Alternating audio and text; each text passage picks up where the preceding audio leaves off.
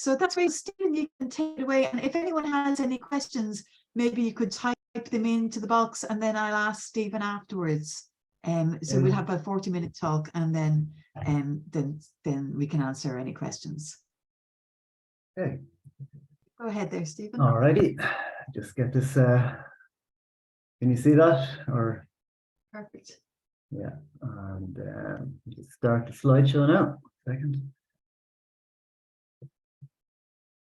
It's nice to see a few familiar faces. Thank you very much for. I was just waiting for this to. Now. And I should.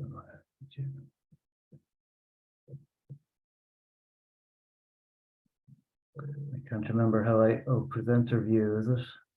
Oh yeah. Now, okay, I'm all ready. So thanks, Donna, and thanks to the Green Foundation Ireland for this opportunity. So I'm a little nervous. It's the first time I've ever done anything like this. So anyway, I'll crack on. So I found it very difficult to kind of come up with a title for the talk. So one of the other titles was Black Caps, Orange Tips and Weedy Cracks.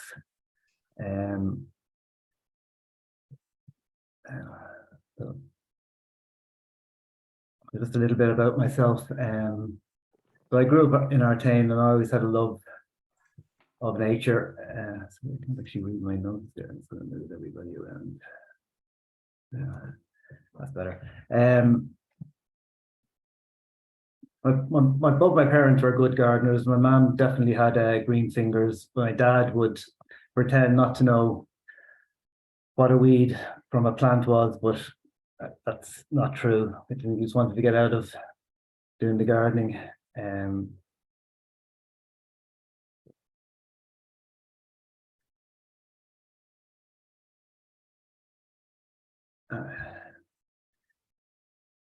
So my biggest influence was my granddad, and he planted the seed for my love of nature. He had native of Galway. He used to hunt. I would like somebody to listen to it. And just in order to put food on the table. So, you know, he used to bring me out fishing, and often I'd come home with a jam jar full of frog spawn.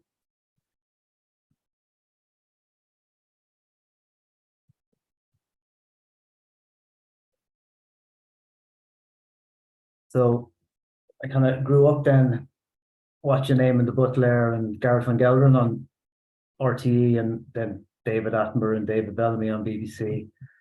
So I actually found this in my bookshelf, this Eamon de Butler's book from 1974.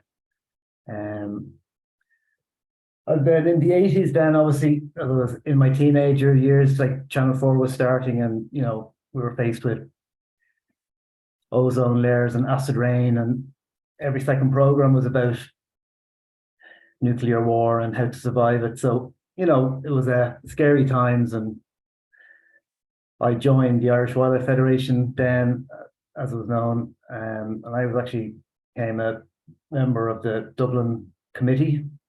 But then around the same time, BBC showed a great program called Blue Tits and Bumblebees: How to Make a Wildlife Garden by this guy, Chris Baines. Or Professor Chris Baines. He was actually heard him on with Derek Mooney there on the radio there last week. So his book, which is a great book back then, is being republished. If I'd recommend that as a reading list. But yeah, he was, you know, passionate about, you know, turning his back garden into a wildlife sanctuary. And one of the first things I did was, much to my parents' dismay, was to turn the front garden into a meadow. And again, at the time, they didn't really get it, but it's still there now. That's nearly 30 odd years ago, nearly 40. And I think they've come to appreciate it. Then around 1989 or so, I put in my first ever pond. And that's my sister and my cousin there. Has it just finished with nice edging, very 80s. Nice. It was either kidney shape or figure of eight shape. We went for the figure of eight.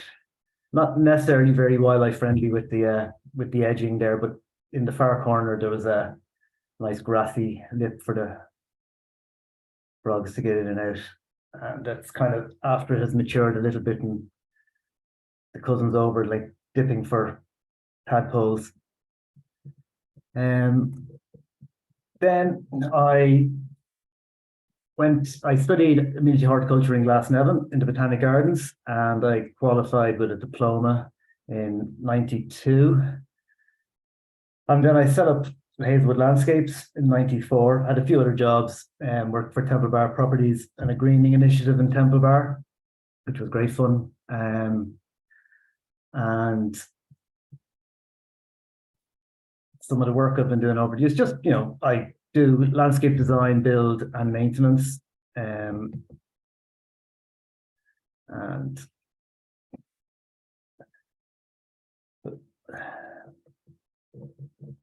so I live in Cabra now, and moved in 2007. And I think, in 2017, I approached the local residents association to see if we could, improve the local green by putting in some wildflower meadows. So they were all on board for that, and we all got out and opened up a few areas. Planted, well, they weren't wildflower meadows, they're more what you would call pictorial meadows. So there were a lot of non-natives, so poppies, and you can see here Ami Major, which is that lovely white one, kind of Queen Anne's lace. But they were beautiful and people appreciated them. And in 2019, then I just decided that, we'd maybe go with a native wildflower meadow, a nice big native. So we opened up a big area, about 60 square meters. And of course, everybody knows what happened then in 2002. We were faced with pandemic, but it was great. Like, it was a great outlet just to watch it develop. So 2002 was full of annuals, poppies, cornflower, corn marigold.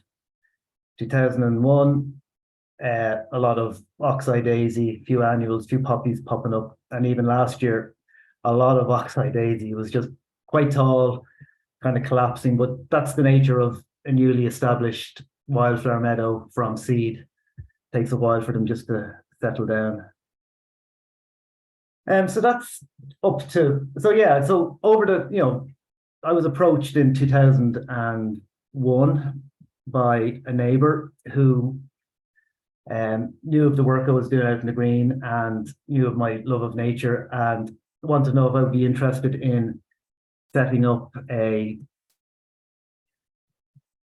sustainable energy community for Cabra. So with funding from the SEAI, Connecting Cabra was set up, and I'm just going to run through some of the work we've been doing over the last year. So we all come from different backgrounds, but we all recognize the interconnectedness of biodiversity, sustainable transport, food security, and the like. So there's a great bunch of people. So some of the work, I'll just fly through these. So last March, we had a fruit tree distribution, we gave out about 100 trees. It was very popular, very oversubscribed. In April, we had a retrofitting webinar, and some locals just were talking about the pros and cons of, doing retrofits, cladding, insulation, solar panels. And we had Anya Murray from the TV. She lives in Crumlin, I think, but she came on and just told us of her experiences. Then in May, we had for Cycle Week, we had a cycle to work in school and college day. We just got the kids out to meet up and Local coffee shop gave out free coffee if you turned up on your bike. We had a little bike repair clinic from the local, from Joey from the local bike shop. Then in May, we got bat boxes from the Green Foundation Ireland, and so there's lads there in Finbar's school and Maeve, the principal, and Cabra's men sheds. Then we launched the Energy Master Plan. We gave 10 free energy audits to houses in the community if you filled out the questionnaire. In June, we also started work on our biodiversity action plan. Brian and Donna are there. Brian, Donna both grew up in Cabra, Brian down on Fossa Avenue. So it was great to have them on board. They knew the area fairly well. And then in July, we got a fun day on in the local park. So we had set up a table with, we had a biodiversity walk, and it was like skulls and pine martens, stuffed pine martens. So they went down well, the kids. September, we took a break in August. I think everybody was a bit knackered, and on holiday. So we took a break in August, didn't do much. So September, we had the bat walk along the canal, very well attended. It was great. We saw lots of bats. September, it's an annual thing, kind of worldwide thing. It's called Parking Day. So it's where you repurpose parking spaces, set up little parklets. It's like coffee shops, and that was very popular and very important because a lot of very car dependent in Cabra. So it's just important to show that we need a few more spaces, and so we're working on getting that pushed out and improved. So we also had an energy information event then in October. There's various groups: Cabra Tidy Towns, Campbell's Community Garden, and the Lord Mayor opened that. We had like retrofit companies. And we also launched our biodiversity action plan at that as well. So we had like 13 actions to work on. So we're getting through those, and lots happening in that regard. So the TU, the Technical University Grange-Gorman there. So we work with them a bit. And so some of the students over the summer worked on reimagining Cabra. That's a very interesting read to see. November, we were invited to the Mansion House, and that's one of our, Michelle there from one of our members gave a talk on biodiversity. And before Christmas, we gave out about 3,000 pollinator bulbs, some holly trees and some hawthorn and native shrubs.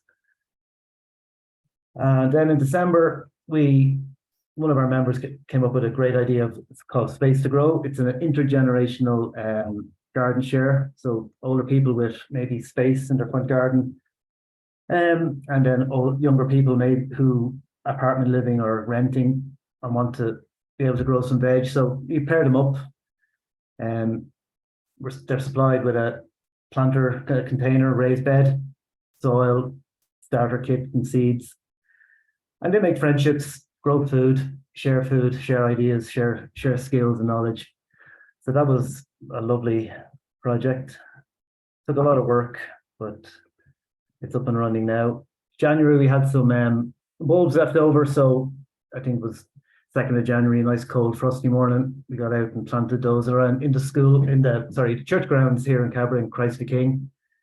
And we've been working with the church now as well on rewilding some of their lands. I think it's the Archbishop and the Pope has said 30% of the church grounds to be turned over to nature.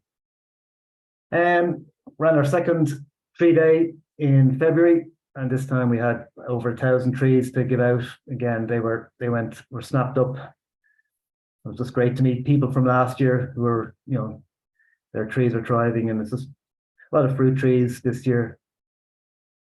And in February, Space to Grow was up and running, was getting a lot of write-ups, Irish Times and various media outlets, and I think it featured on Morning Ireland as well. So great to see how that goes. And then there on last Saturday for Earth Day, we launched our website,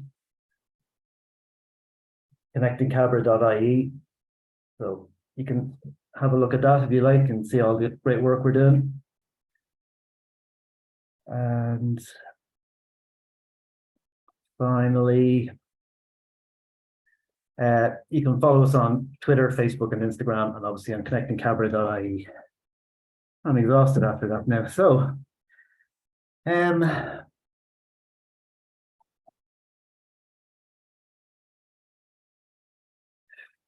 so the main part of the talk. So, yeah, so I'm passionate about wildlife, but I'm also very passionate about the biodiversity crisis that we're in, and obviously the climate crisis. So, what is biodiversity? Biodiversity is the biological diversity, or biological diversity is the variety of all living things in the world or in a particular habitat.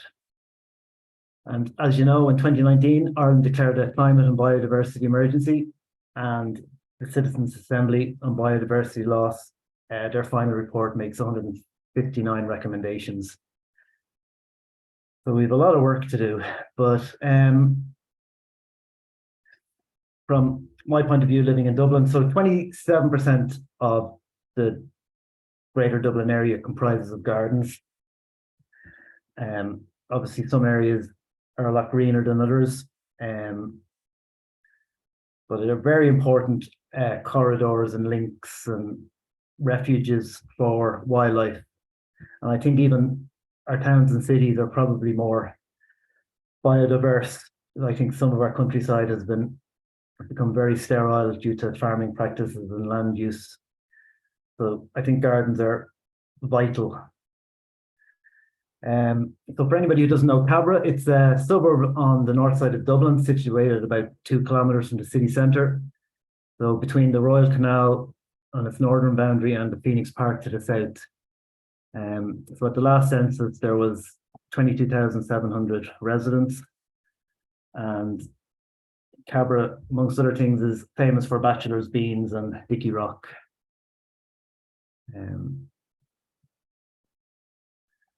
So my back garden then. So myself and my husband bought the house in 2007. And summer 2007 was a really wet year, really wet summer. And every time we came to visit the house before we bought it, the water was running down the inside of the walls. There was a slip tile, and yeah, the place was fairly destroyed. The ground floor was, so my mother was like, "No, run away! Don't! You must be mad." So I went out. So if you can see in the picture, there's a hedge there on the left hand side. So to the left there was the first third of the garden was maintained, was lawn and the usual, and then beyond the hedge on this side was pretty much a wilderness. There was no fences, no walls or anything. It was like when the garden and Cabra were built, they had just like a railing, kind of low 2-bar railings dividing up all the gardens. So it was pretty much as it was. Load of hebe, which I know is great for wildlife, but it was a bit like rhododendron. It was just making a big 10-foot thicket all down one side.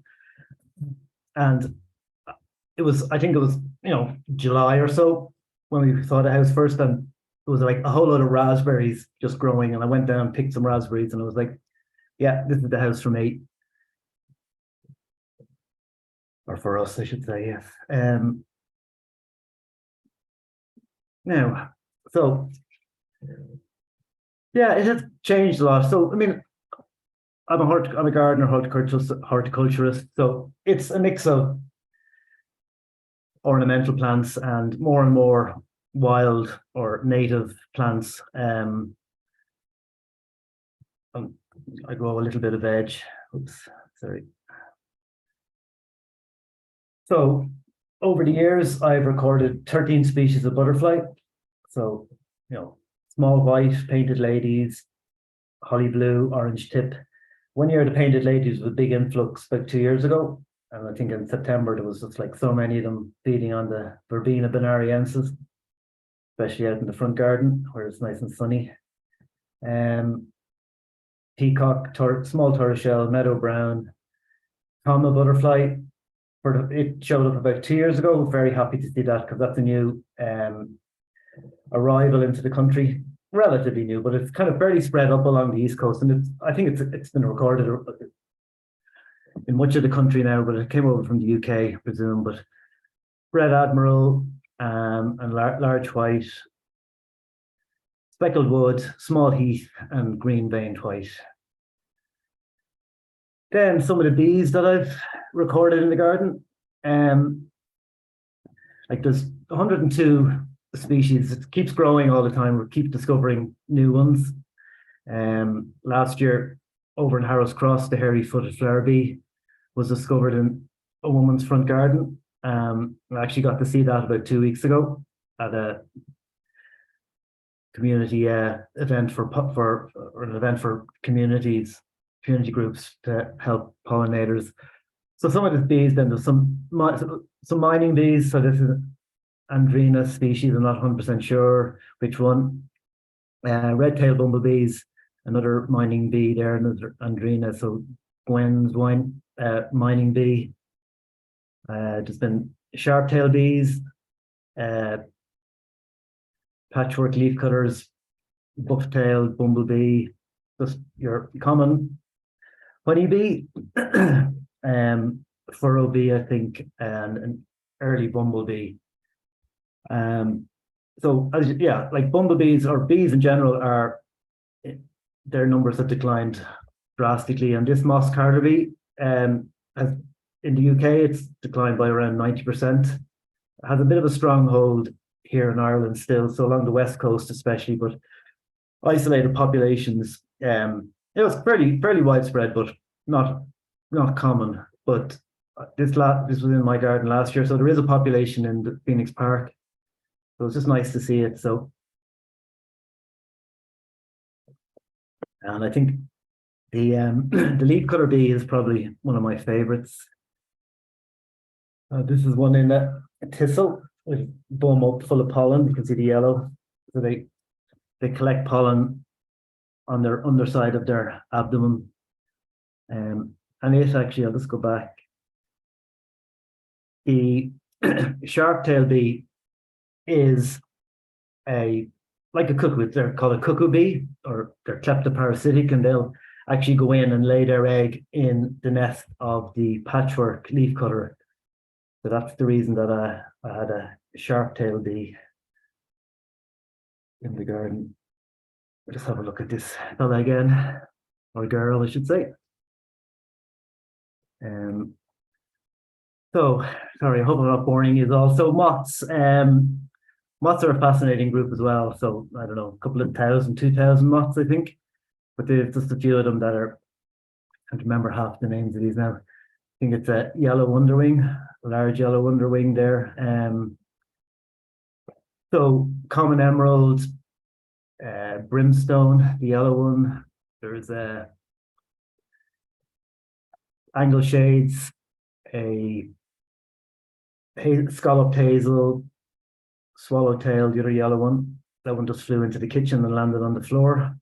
And a lot of these I actually consider in containers, but I don't know if you ever, when I'm doing some gardening, I'd be digging and I'd find a cocoon, chrysalis, buried in what's under the surface, so I hate, like disturbing them, but that's unfortunately gardening is kind of, controlling nature or interfering, I suppose, in a way. But, I bring them home, I put them into a Tupperware container or plastic container, put them in the shed, keep an eye on them, and eventually they hatch out, and it's just great fun. I think it's a garden magpie. I can't remember what the other two there are called. And that's a bright line brown eye. So, this is a little footage. Unfortunately, this wasn't in my garden now, but this is a hummingbird hawk moth, which was down in Leash. And you can just see like the importance of single flowers, like, so these are single flower dahlias, and this hummingbird hawk moth was just all day back and forth feeding on the nectar from the single flower dahlias.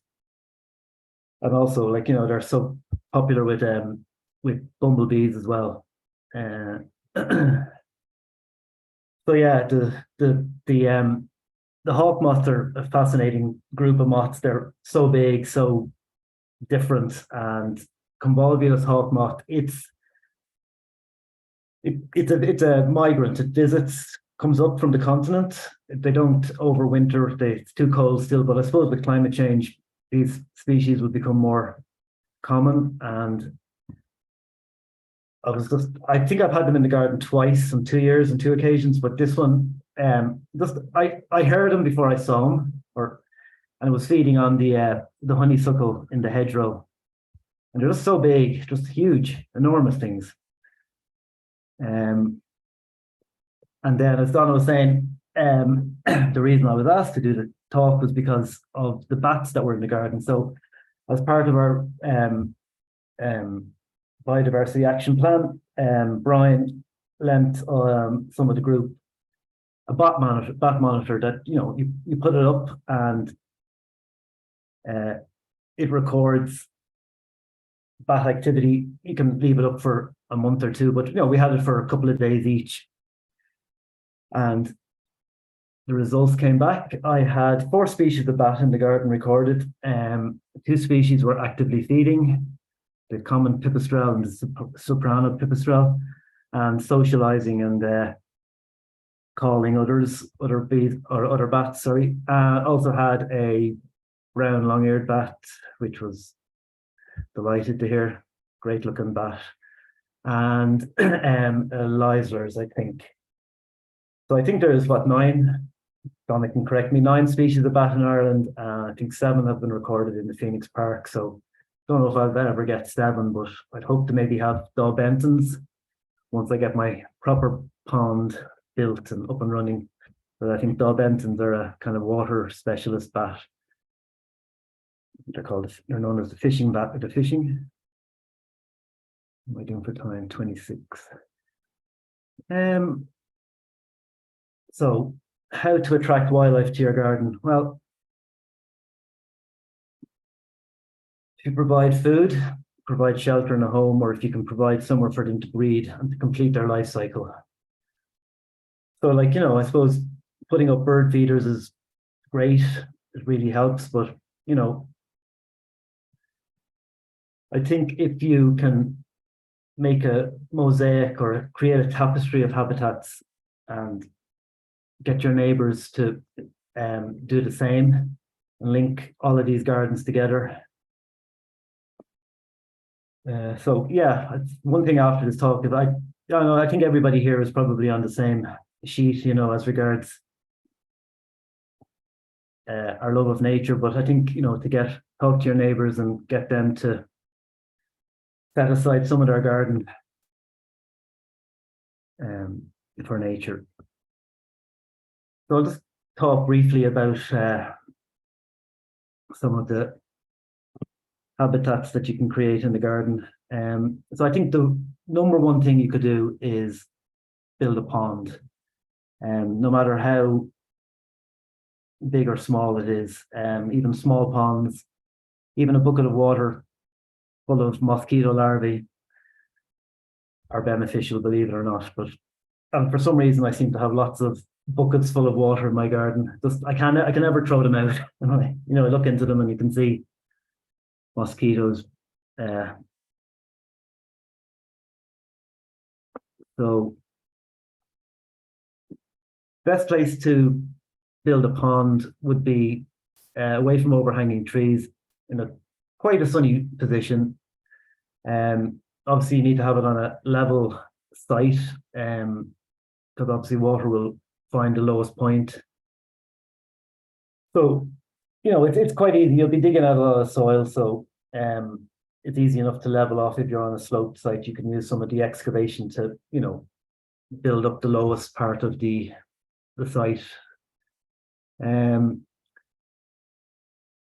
I positioned the pond close to the house because it attracts so much wildlife. You know, be ashamed to, you know, birds coming in to bathe. Be ashamed to, you know, not to have it close by. Make it as big as possible. It just helps with the water quality and the health of the pond. Have lots of shallow margins, you know, because of it, you know, frogs breeding and, you know, the development of the frog spawn. The shallow water warms up a lot quicker. So obviously you're going to need to line a pond. I don't think a lot of us won't have, you won't be, aren't on clay soils or marl. And so you'll probably need to use a butyl rubber liner, an EPDM. So like they're very flexible, they're long lasting, good quality. And then I'm also researching the use of like bentonite clay. The bentonite clay is a volcanic material that expands when it gets wet and creates a permeable or impermeable feel, and will hold in water. So you can mix bentonite clay with your soil, rotivate it into a layer of soil, and it will actually apparently, you know, create a very good pond lining. So I'm trying to decide. I'm currently building the pond that I've always wanted in my back garden, and I think I'm going to go down the bentonite clay route. So then obviously if you're using a liner, you're going to need an underlining to prevent puncturing. So you can use, you know, obviously old carpet, building sand, you know, a nice soft sand, or a geotextile like Terram is very good. So you just put a layer of it first, your liner on top, and another layer of Terram on top of that as well, which prevents, you know, like maybe herons coming in and puncturing, which can be an issue, especially, you know, if your pond is full of frogs and stuff. So you will attract herons. And please only use use native use non-invasive native pond plants. So there's some real baddies out there in the pond world, like Canadian pondweed, Alodia, and they're just so invasive, and they've kind of gotten out into our water courses, so causing big problems. So just use native pond plants, and don't put goldfish into your pond, because, you know, they will just eat all the wildlife in it. A little video. So I have two ponds in the garden, and they're only very small. One of them is actually a sand pit, but the frogs just love it. Like, I mean, and I've heard that before. You know, people build large ponds and they still go back to the small little ditches or little ponds that almost dry out. Which mine was. So this is this spring.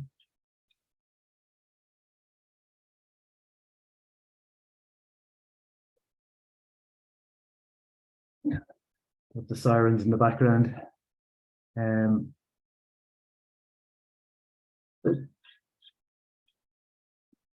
then it can get quite crowded in my pond, so I actually supplementary feed them. The tiniest, so when they get bigger, as they transition from, obviously they start off as herbivores eating algae, but then as they kind of reach turning into froglets, they actually become quite carnivorous, and, you know, if food supplies run short, they start eating each other. So I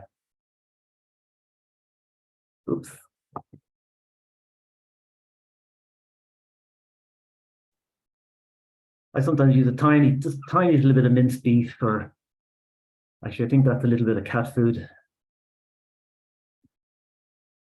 Kibble, but yeah. So this is where I am, like, with my pond at the minute in my back garden, my lovely neat and tidy back garden. Excuse me. So I started digging it in February, and lovely and dry, bone dry weather. And I managed to get down to the subsoil, and then it started raining in March, and it has filled up, but it fluctuates. It's not holding the water, but it just filled up. I'm just waiting for it to drain now so I can get a liner in. Excuse me. So I'm going to briefly talk about meadows. So meadows, grasslands are my passion. I just love them. I just love the plant communities that build up, the orchids that you get, just the amount of wildlife they attract. And they're probably one of the most species rich habitats that we have. And they also sequester huge amounts of carbon. Possibly, I've heard more so than forests, but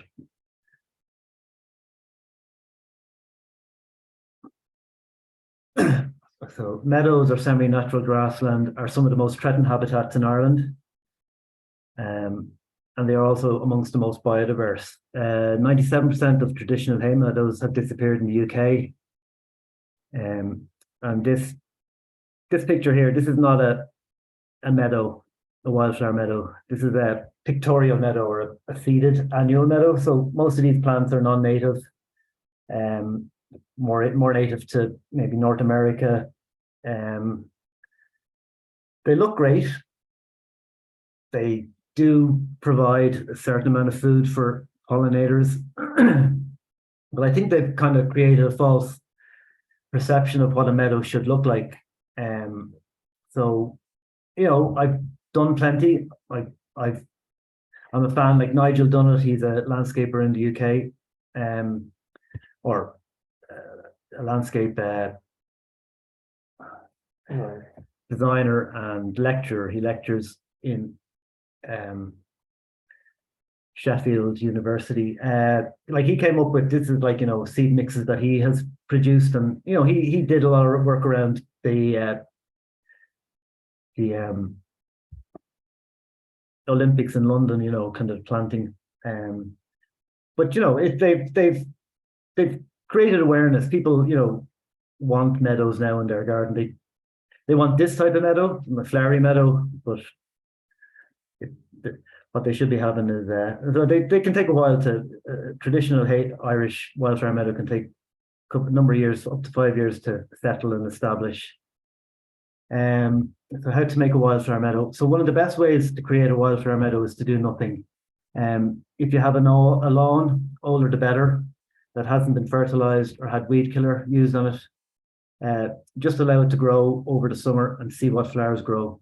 You might be surprised. Many species like pyramidal orchids might be present. So literally they're just existing in the grass, and they get their heads chopped off every 2 weeks. But stop mowing and they pop up, and they're probably a lot more common than people realize. From seed, if you're going to create a wildflower meadow from seed, always use native Irish seed from a reputable supplier. So there's a couple in Ireland, Sandra Cofola, wildflowers.ie, or Designed by Nature. And there's also EcoSeed up the north. I think they're around Strangford Lough. So it's necessary to remove the existing vegetation and start from clean, weed-free soil. So a best time to start a meadow would be September. So if you start your prep in August, ground is dry, So obviously try and do this without using chemicals, glyphosate or Roundup. So I use a sod cutter. I lift off the grass, rotivate, allow a flush of weeds to come through, or allow whatever seedlings are in the ground to germinate, or any perennial weeds like scutch grass or dock, and weed them out. But just try and get a kind of stale seed bed technique. So allow the heat in the summer to dry out the seedlings that germinate, and then you're good to go to sow your seed. wildflowers love infertile, they don't like fertile soil. So, as try and strip off a layer of the topsoil and get down to a subsoil base, or even mix some hardcore or some through the soil, just impoverish it. They don't mind rocks, they don't mind stones. And it's vital to cut the meadow on an annual basis, usually the end of summer, to remove the hay cut. And in the establishment phase, it might be necessary to cut midsummer, the first few years, to reduce fertility. Depends on how lushly it's growing. And then once the meadow has established, you can introduce yellow rattle. So these are a couple of meadows that I have created down in Roundwood House in Mountserrat. So these are just new pictorial. Well, it was a pictorial meadow the first time, but we've gone over to using native wildflower seeds mixes, and this is last summer outside the barn there. It's doing quite well, and this is just a little meadow maze. It's just a bit of fun. That turned out quite nice as well. You can also create a meadow using just wildflower turf available now. So Summerhill Lawns do it. It comes in like mats, in meter by meter mats, and it's quite easy. So again, just strip off the existing vegetation and lay it down. Now I know that All Ireland Pollinator Plan Biodiversity Data Centre recommend that you don't, you're use what's there if you can, 100%, and use the seed bank. There is wildflower seeds in all our. So yellow rattle, I love yellow rattle. So yellow rattle is a semi-parasitic plant. It's an annual. It has to be sown fresh in the autumn, as early as possible in the autumn, once it becomes available from the seed suppliers. It requires a minimum of 4 months of winter weather to break down its dormancy. Seeds sown later in December, you have a poor germination rate. So yellow rattle is semi-parasitic, so it attaches itself to the roots of nearby grasses, and it takes nutrients and water from them, so it reduces the vigor of the grass and it allows wildflowers to establish. And it's important to kind of create gaps and cut the grass quite short. So a lot of wildflowers just can't cope with the vigorous of grass. So it's important to try and reduce the grass competition. But once established, it should reseed annually. And this is so I cut really tight with a lawnmower. We almost scalp the area. Well, you can do this in patches. You don't have to, if you've got a big area to do, you can kind of go around and introduce it in patches, inoculate the area, and it'll spread out naturally. And I scuffle the area, with a rake. This is a very quick video. Roundwood House, September 26th, I think. Lovely day. Weather's to change tomorrow, but I'm going to sow some yellow rattle. In the meadow.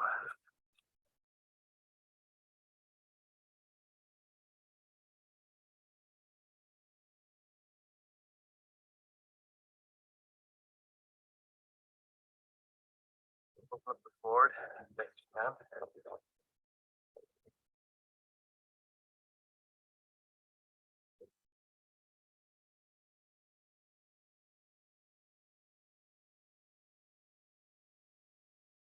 And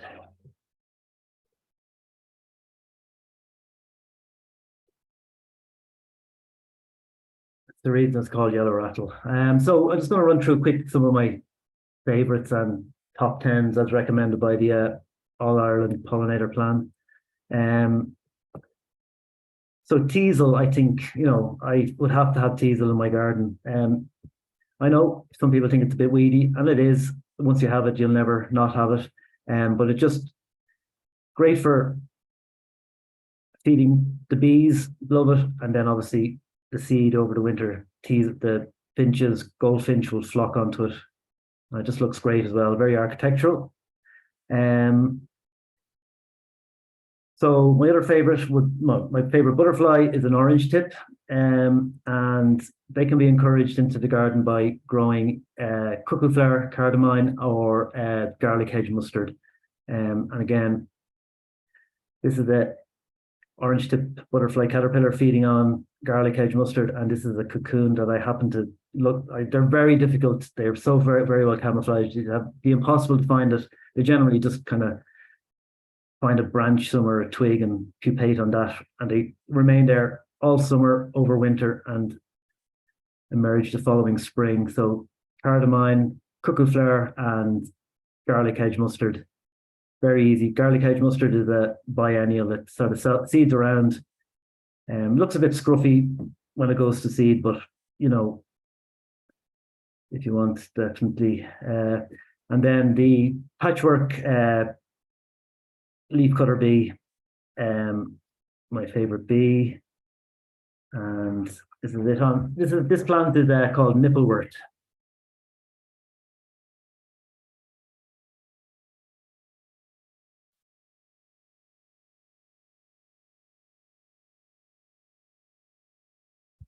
And it's probably in every garden, like, you know, but if you just leave it, if you can recognize it, the seed leaf, and let it, it's an annual, it just flowers. If you just let it come into flower, like all these wildflowers, they're species, the bees have evolved to feed off them. So it's all very well kind of having non-native, like, you know, horticultural plants, but the native ones are just so much better.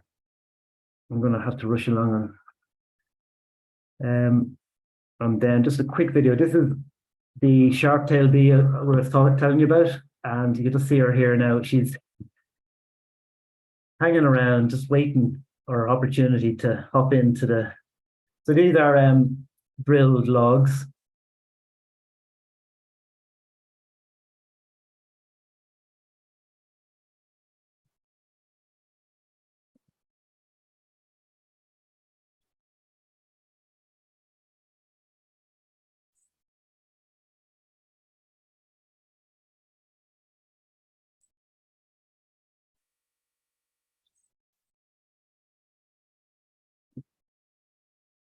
And so yeah, these their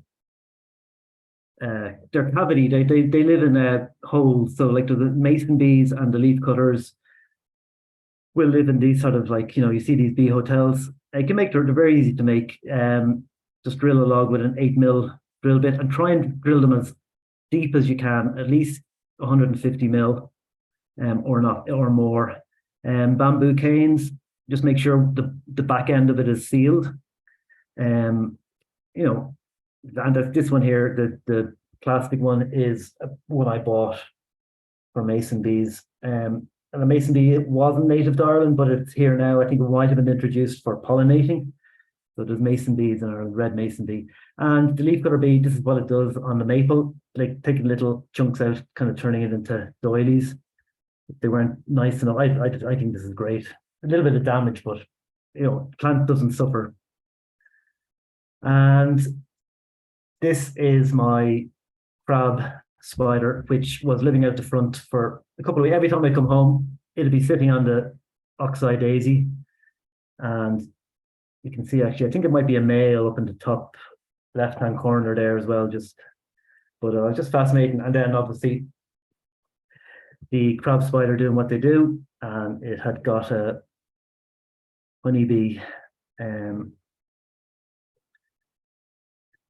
then there's a great resource just recently published by the All Ireland Pollinator Plan. It's the top 10 of various trees and shrubs, horticultural plants, plants for hanging baskets. So I'd recommend that can be downloaded from their website, pollinators.ie. So, you know, willows, blackthorn, cherries in there. And like willow is great. Willow for early pollinators in the season, you know, they're so easy to grow. And they're so, you know, you can, if they get too big, which they can be cut back, pollarded, and they will sprout up again. And the foliage of willows are, provide food plants for a lot of moth larvae. A lot of moth caterpillars feed on willow in the trees, top 10 trees. Spring flowering bulbs, crocus, aconites, alliums, and most of the herbs, all of these Mediterranean herbs are great for bees. Mint and thyme, rosemary, all fantastic bee friendly plants. And we're talking about the hairy-footed flower bee.